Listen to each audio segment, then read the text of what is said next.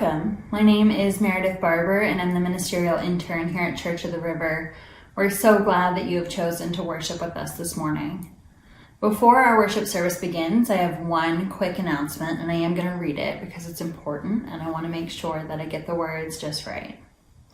So this comes from Church of the River's COVID task force, and they have unanimously agreed to resume in-person services starting September 5th if new COVID case rates in Memphis remain low, and if the church's cooling and heating system can be replaced by then.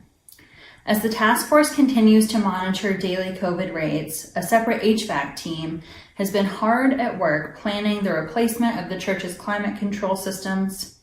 Both teams are hoping for the church to be ready in time for a September 5th reopening. For more information, see the weekly e-blast and the coronavirus page on our website. Thank you so much, and with no further announcements, our worship service will now begin. Spirit of life, we give thanks for the chance to be together today, and we ask that you help us to deepen into the journey of spirit that is this life. Come, let us worship together.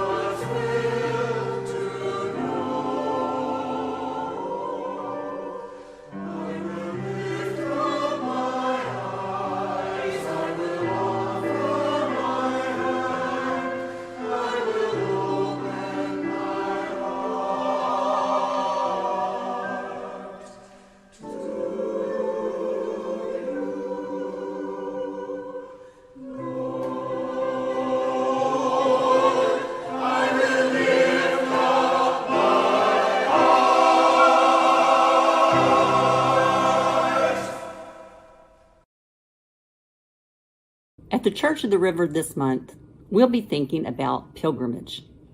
This week, we'll be talking about the difference in a trip, a journey, a quest, and a pilgrimage, and trying to make meaning of those differences for ourselves and for our community. If you look up the word pilgrimage in the dictionary or on Google or Wikipedia, you'll discover that a pilgrimage is a journey taken for religious purposes. That's why we often talk about the Pilgrims when we talk about the story of Thanksgiving in the United States. The people who came to the English colonies, to the home of the Massachusetts people, from the Netherlands and England, came because they wanted a new place to practice their religion. They took a journey for religious purposes, and those two things together make them pilgrims. Another time I hear the word pilgrimage used is in my extended family when we talk about Hajj, or the Hajj to Mecca. Hajj is the Arabic word for pilgrimage, and a Muslim who takes the journey to Mecca to fulfill the requirements of their religion, Islam, is called a Haji, or a pilgrim. They take a journey for religious purposes.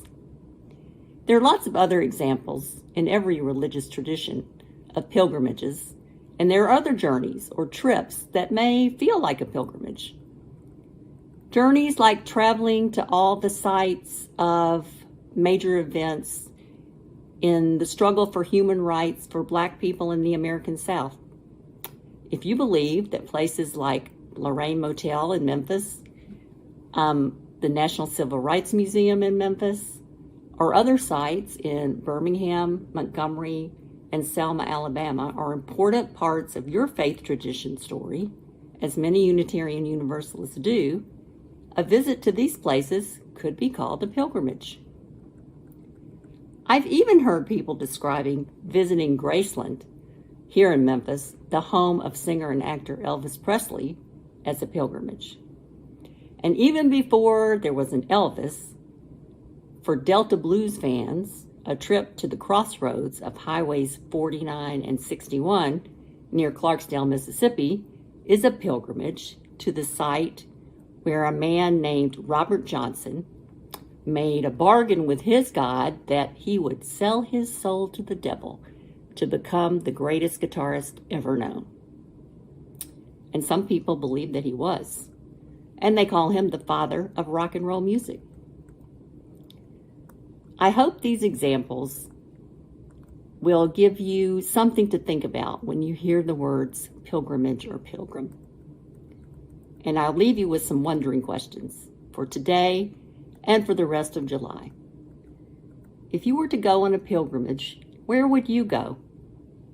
What would you take with you? What are you willing to sacrifice or give up to make the journey? What do you hope to find at the end of your journey?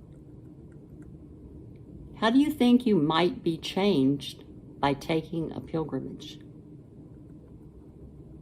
Wherever you go, you are beloved, you are sacred, you are powerful. Go in peace.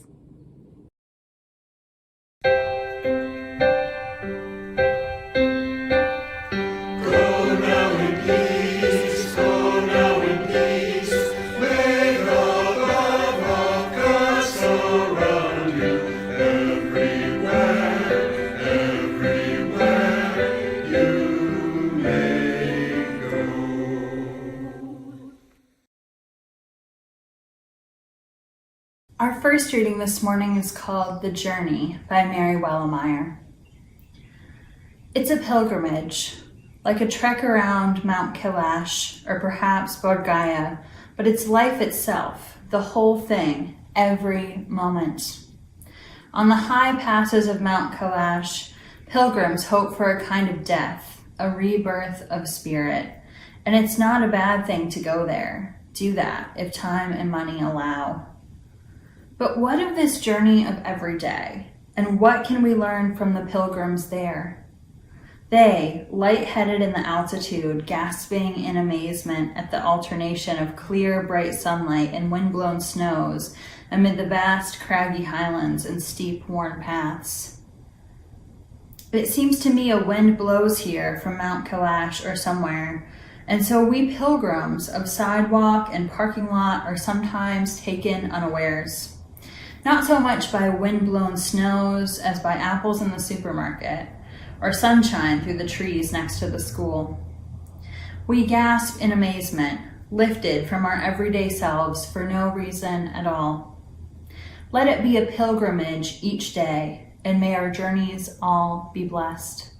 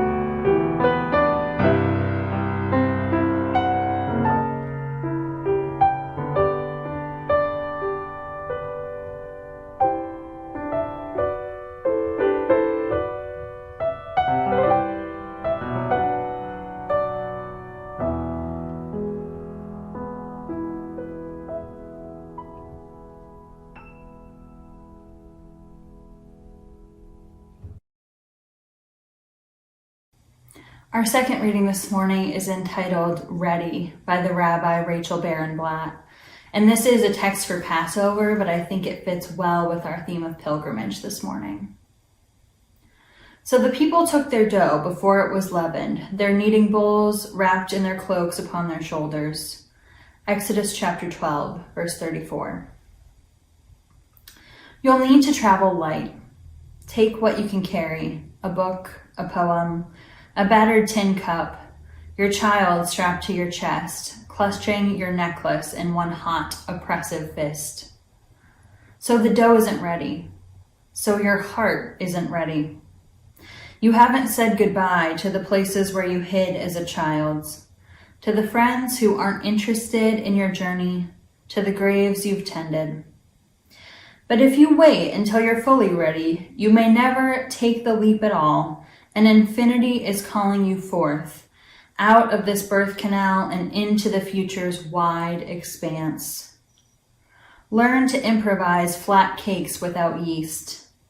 Learn to read new alphabets. Wear God like a cloak and stride forth with confidence. You won't know where you're going, but you have the words of our sages, the songs of our mothers, the inspiration wrapped in your kneading bowl. Trust what you carry will sustain you and take the first step out the door.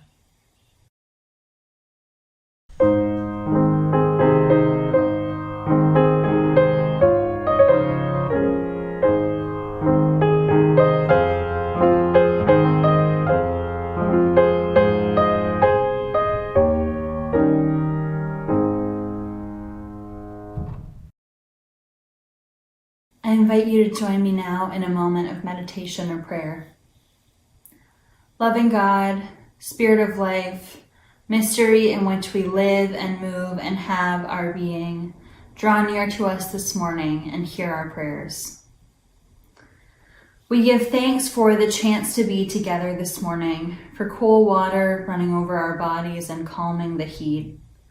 We give thanks for the sound of June bugs on summer nights, signals that we are in the thick of summer in the South, both beautiful and brutal. It's hard to believe that July is already here, and as we mark the birth of our nation, we remember that America has yet to spell freedom for all, and that the celebration of freedom is ironic at best, mostly just heartbreaking. We know that this country was founded on violence and on stolen land. Spirit of justice, remind us that acknowledging these truths is not a crime, that dissent is in fact patriotic, that where we have been as a people has something to tell us about where we might be going. We cannot forget the history that leaves us with a pit in our stomach. In fact, it's all the more worth remembering. Loving God, remind us that hope is not lost when we still believe in people, in love, in community. Spirit of life, help us this morning as we remember all the ways we have done what's convenient rather than what's right, the times we've been quick to anger, the times we've lived in fear and frustration. Help us to move forward in love, always. May it be so. Amen.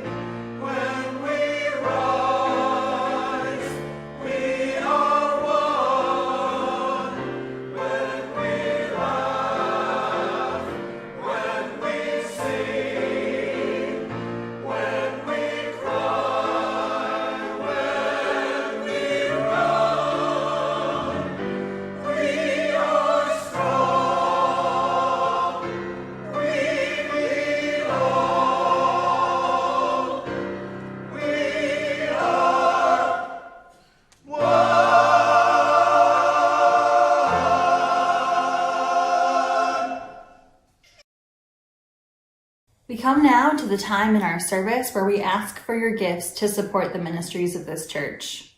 If you'd like to make a financial contribution, directions are on the screen in front of you, and we always appreciate your support on social media. Thank you so much.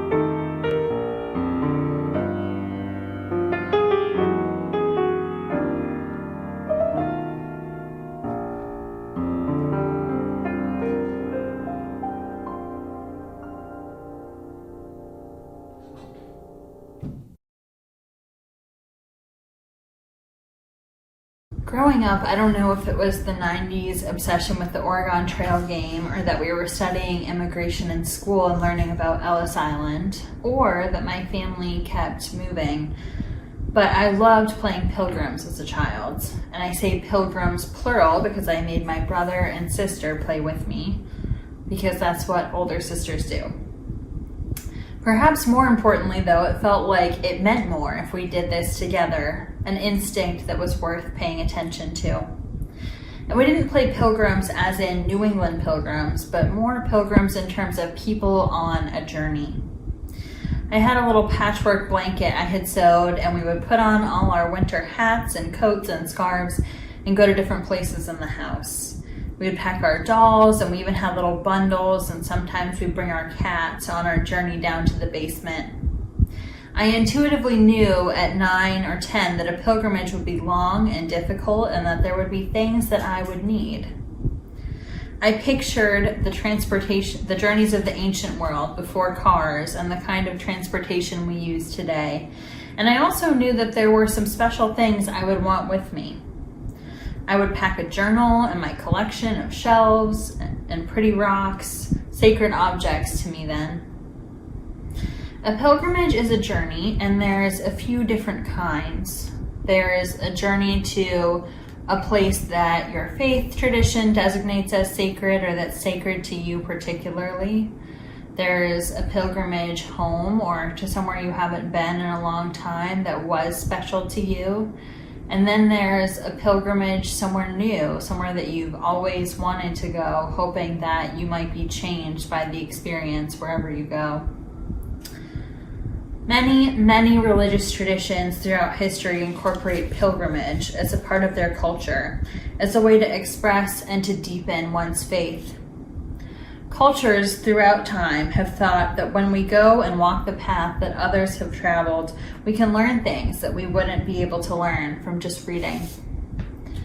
This affirms too that there are many ways of knowing, and not all of them are in our head. Others are in our bodies, in our spirits, and in our hearts. There's of course the pilgrimage to Mecca. There's the journey through the life of the Buddha, pilgrimage in the Christian tradition, pilgrimage in Judaism, the concept of wandering, seeking a homeland, and many more. Most times when I'm writing, I open this old Frederick Buechner book that was given to me. It's old and out of date, and in some ways with lots of male language for God and lots of talk about God in general. And for some, that would be enough for this book to stay on the shelf. And I get that. Part of being UU is deciding what level of religious translation you are willing to do and what sources of wisdom speak to you. But I go back to it over and over, this book of daily meditations, well weathered with time. Somehow, when I open the book to the day I'm writing or the day that I'm preaching, there's always something there that I can use. It never fails.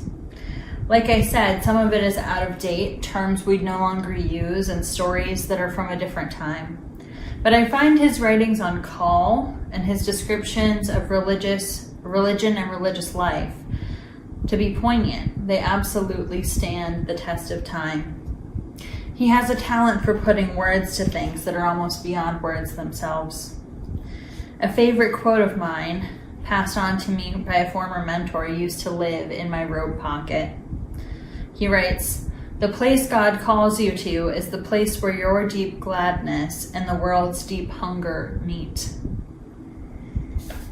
A Presbyterian minister and prolific writer, Buechner lives in rural Vermont still at 95 years old. His ideas are far from radical today, especially to Unitarian Universalists, but I want to lift up this man who came of age and trained for the ministry in a world that looks so different from ours. And yet still, he's written for years encouraging doubt as a part of faith, encouraging us to look at sinners as saints, and encouraging us to look around most of all and to pay attention. Buechner describes religion and the role of pilgrimage in his passage called "We Catch Glimmers" in his book, Listening to Your Life. Religion as a word points to that area of human experience where in one way or another, man comes upon mystery as a summons to pilgrimage, where he senses meanings no less overwhelming because they can only be hinted at in myth and ritual, where he glimpses a destination that he can never know fully until he reaches it. We are all of us more mystics than we believe or choose to believe. Life is complicated enough as it is, after all. We've seen more than we let on, even to ourselves.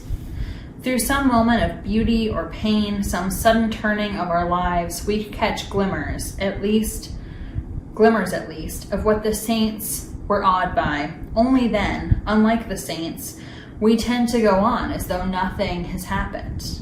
To go on as though something has happened, even though we're not sure what it was, or just where we're supposed to go with it, is to enter the dimension of life religion is a word for. I think this idea of going on as though something has happened is intimately connected to the way we might encounter a pilgrimage.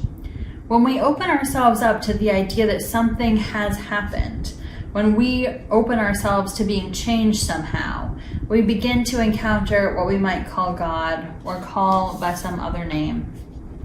And as Rabbi Rachel reminded us in the reading earlier, if you wait until you're ready, you may never go at all. Buechner reminds us to pay attention. He says this is the central message of all his writing. He writes that whenever you find tears in your eyes, especially unexpected tears, it is well to pay the closest attention. They are not only telling you something about the secret of who you are, but more often than not, God is speaking to you through them of the mystery of where you have come from and is summoning you to where you should go next. I believe what Buechner has to say about paying attention.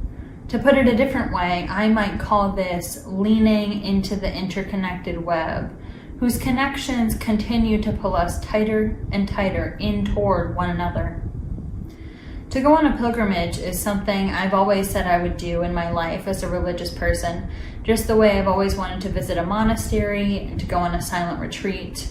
These more ritualized aspects of spiritual life have always been appealing to me as a raised UU. The structure and the ritual, the opportunity for mysticism, they draw me in. I've been privileged to do a fair amount of traveling in my life, but of course it's not the same thing. Travel is about exploring, about fun, about history, and all of those feed our spiritual selves and deepen our connections to one another, certainly. But a pilgrimage is a journey not just of the mind and the body, but of the spirit as well. We enter into it expecting our spirits to be changed by the experience, open to acknowledging, as Buechner puts it, that something has happened. As I was thinking about it, though, I realized that in some ways I had been making a similar pilgrimage over and over again throughout my life. I've spoken before of my family's yearly trips to Arkansas to see family. We'd go for a few weeks and we would see my grandma Mary, my Mima, and my other grandma, my grandma Juanita, both of who I've spoken about before. We tried new foods, chocolate gravy, gross. Discovered that they didn't have hummus at the Van Buren Walmart in 2003. We ate Grandma Juanita's 50s style casseroles and Mima's chocolate sheet cake. And most of all, I paid attention. I listened to the stories that were told with pride and noticed the ones that were told later behind closed doors. I learned things that weren't written down, that I could only learn by being in that place.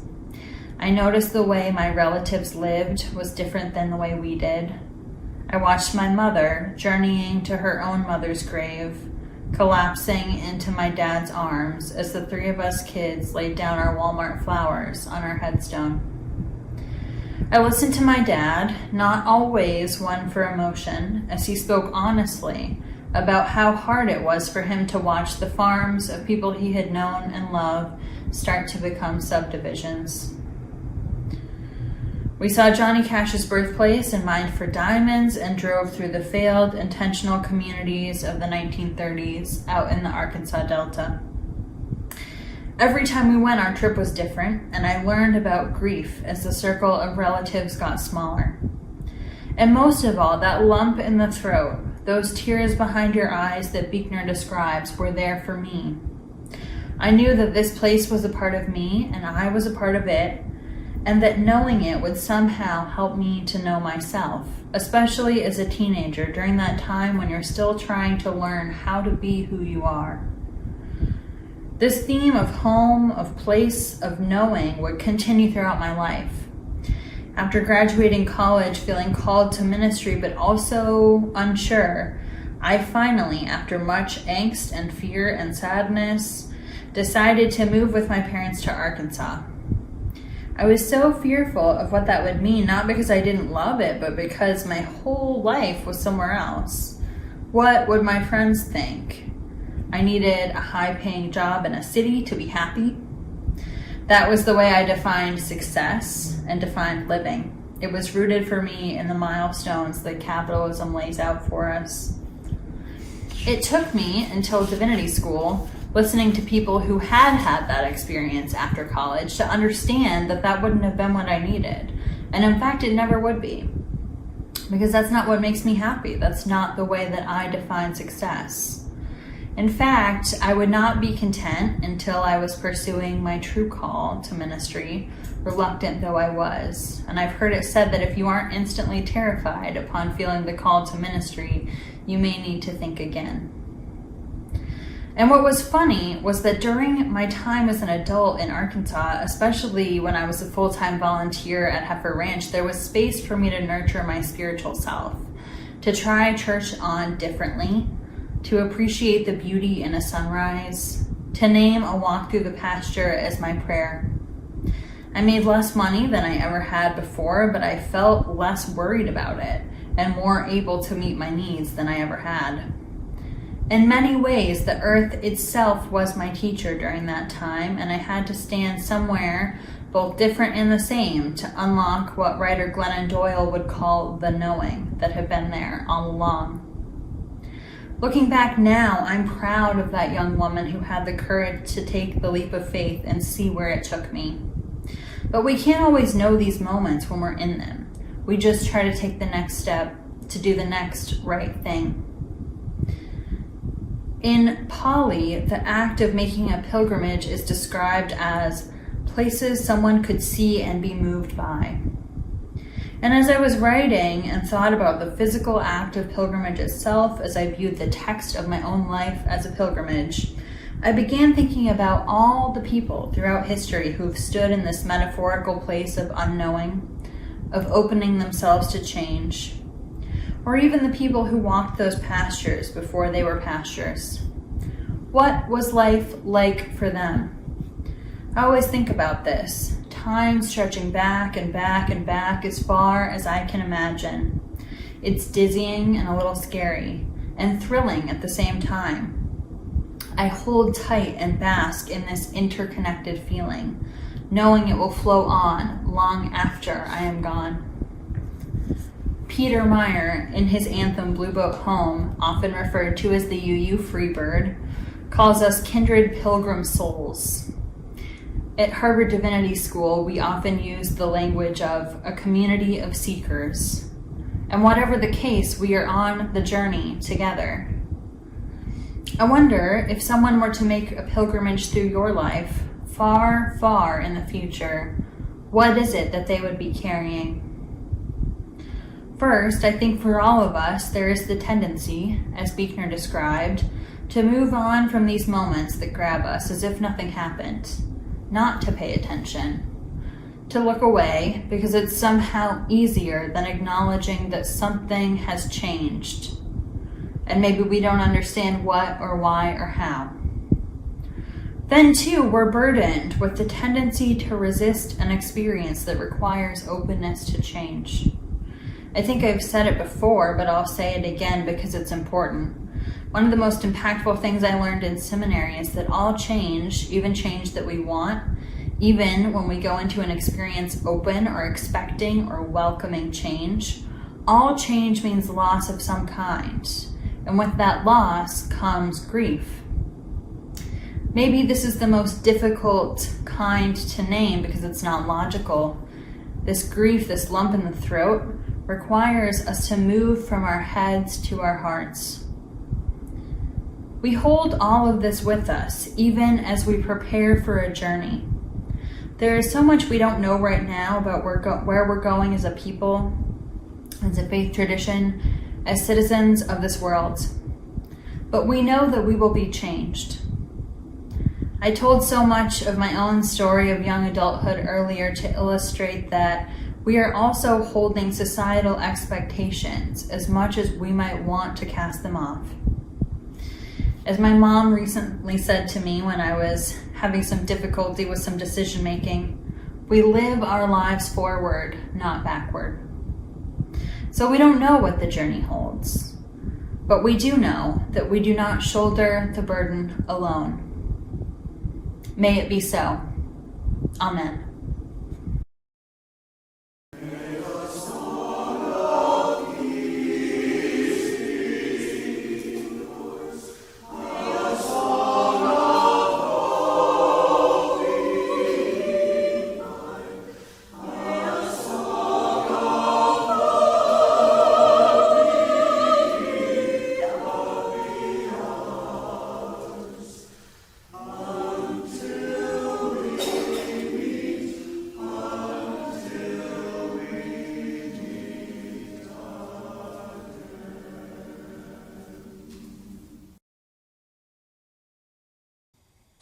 My friends, I hope you know that whatever burdens you carry on your journey, both named and held only in the silence of your heart, you do not have to bear them alone. Go in peace.